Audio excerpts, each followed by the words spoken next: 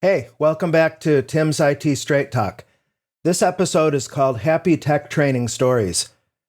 I remember as a kid, I don't remember if it was who it was, whether it was a wise uncle or a neighbor, saying, Timmy, I was just riding my bike as like a 10-year-old kid. Timmy, enjoy being a kid because being an adult isn't always fun. And I knew that was sage wisdom, even though my brain was way too underdeveloped to really comprehend it. I've always held on to it, and it proves to be true. That brings us to today in 2024, and just like that, I've got almost 30 years of experience as a Microsoft specialist and a Microsoft trainer. And accordingly, because I've done so much teaching over the years in so many contexts, stand-up instructor-led stuff, I've got many thousands of road miles on me at Pluralsight, and other contracts I work with, pre-recorded training, live training, whatever the form factor is, even if it's writing, technical writing, blog posts, entire books. In my philosophy, those are just different form factors for teaching or knowledge transfer. Sometimes I'm teaching into the proverbial void, like now, technically, here in my office. I've got my cat and my rat here, and my daughter's a couple doors down, but you know what I'm saying. I love the immediate feedback of being in a classroom or being at a tech conference and interacting with learners directly. I want to share 5, to me, very heartwarming and meaningful anecdotes from my tech training experience. And these are they just popped into my head all together a few minutes ago, so I'm going to relay them to you now. Understand this is just a few of a whole cornucopia, but they're kind of fun. I wondered if I should not name the people involved, but I'm going to, because truly I don't have anything bad to say. It's all positive stuff. So to that point, number 1, we've got Mr. Anthony Nocentino. Do you know who he is? He is a fellow Microsoft MVP.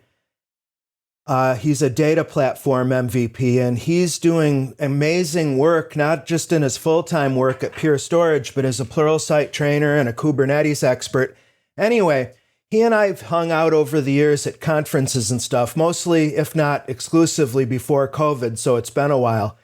But I remember many years ago, Anthony telling me that he was actively studying my Microsoft Azure networking so he could get smart on it. And when I think back on that, it's so humbling and so gratifying because, let's face it, when you're with other MVPs, other Microsoft MVPs, it is an exclusive club, and there's no question everybody is an expert, at least in their domain. And now when I think back to how deep Anthony goes with his training, he's taught on Azure networking.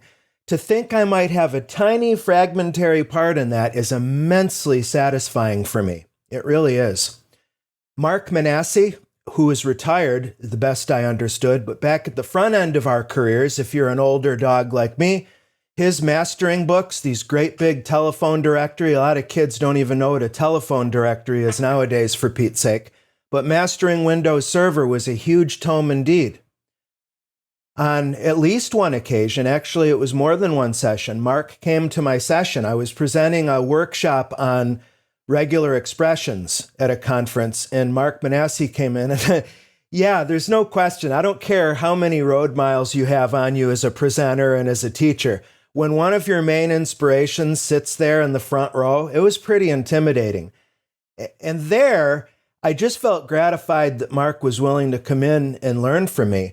But I also want to claim a tiny, tiny fragment of partial responsibility, maybe, that it wasn't too many months later that Mark began presenting on regex and scraping web pages with regex. And I'd like to think that he was inspired by my class. I could ask him. But anyway, third anecdote that I like is at least once, I know it happened more than once, but the one instance I can think of, I'm pretty sure it was in Redmond, Washington, or that area, Bellevue, Redmond. It was a conference. I think it was PowerShell DevOps conference.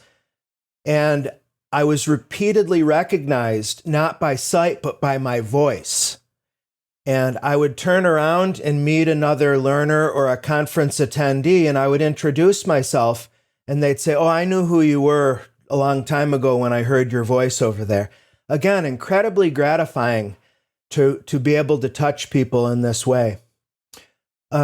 Example 4, one of my big career highlights actually was speaking at Ignite, and I had a big session too. I was presenting. This was the year before COVID in Orlando, Florida, I think it was. Was it Orlando? Anyway, and I was presenting on Azure fundamentals, and I had at least 1,000, if not 2,000 people in the room. And afterwards, one of the people who came up afterwards to say hi was Scott Duffy. And I mean, that dude's a legend in my mind. He's got such a great presence at Udemy, for example. I always refer to my learners to his stuff at Udemy. But it was so nice of him to stop by and say hi. Lastly, there's Jason Helmick, who for many years was a very notable Microsoft MVP and technical trainer and author who's just like me in terms of he's done it all with training and instructional design. Well, like some people do, no shade, no harm, some decide to go fully into industry. And that's what Jason decided to do. So he's been happily at Microsoft leading some or all of the core PowerShell development team at Microsoft. But anyway, one year, again, it was in Washington State. I was co-teaching with Jeff Hicks, and I think Don Jones was there. We were doing a bunch of on-ramp stuff, PowerShell training for newcomers, for new people. And I was doing my little segment on understanding the PowerShell pipeline, and Jason was in the back. I thought he was totally zoned out. He was like staring off into space, and I just thought, well, I get it. Number one, he's a fellow teacher. He's heard all this before. And number two, he's probably thinking about what his presentation needs to be, you know? But after I finished that lesson, Jason called me outside, and he complimented me and gave me, it's a lifetime compliment. He said that when I was describing the PowerShell pipeline, I was talking about, grabbing a bunch of services, get service, and then piping into select object. And I described it very visually because I'm a visual person, of imagining like a conveyor belt or an assembly line that's got a chopper section. So you're trimming off the parts of those objects that are coming from it was a pretty cool metaphor, if I do say so myself. But Jason was like, I could see it. And I realized that rather than him zoning out, he was absolutely captivated. And he was visualizing the picture that I was making for the students. Oh my God.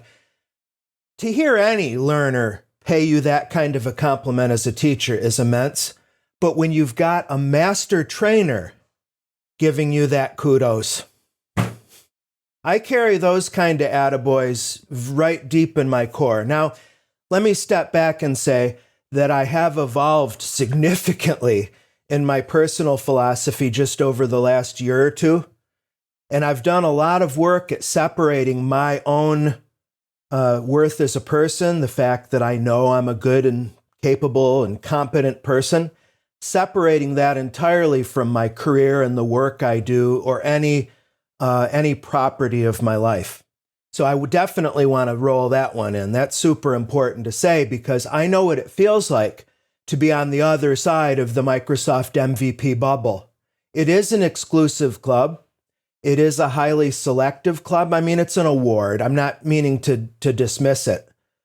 But I know what it's like to go not days, not weeks, not months, but years, hoping and dreaming I may be part of that club because it has so many benefits for so many people. That's just a fact. Now, did I come to that? No, I came to that realization that the MVP award or any career-related accolade or property of my life, not only, if necessary, am I willing to let it go, but I know what it feels like to let go of the MVP. I know what it feels like to not be in the program and really yearn for it. And when you wait and you get a denial or you get an approval, having that affect my self-concept. That is, we've gone way off into the weeds, what I wanted to talk about in this discussion overall. The overall discussion is that of positivity. I've always, since I was a little boy, had a desire to work in a service profession.